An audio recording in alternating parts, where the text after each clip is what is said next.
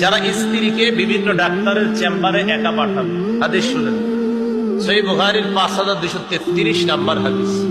ক্বালা রাসূলুল্লাহ সাল্লাল্লাহু আলাইহি ওয়াসাল্লাম, নবীজি বলেন, লা ইয়াখলুয়ান্না রাজুলুন বিইমরাআ ইল্লা মা জি মাহরামিন, কোন পুরুষ কোন নারীর সাথে একান্তে কথা বলবে না, মিলিত হবে না, সাক্ষাৎ করবে না মাহরাম ছাড়া।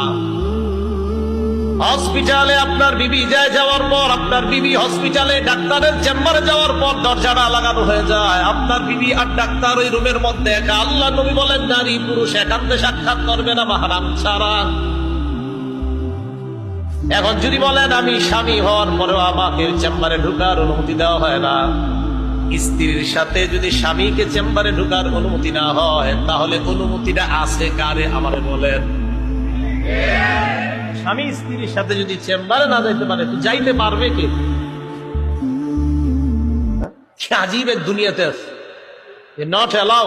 আমি তো তার হাজবেন্ড, হাজবেন্ডও অ্যালাউ না। আরে হাজবেন্ড যদি স্ত্রীর সাথে অ্যালাউ না হয় তো অ্যালাউটা হবে কি? আপনি অ্যালাউ?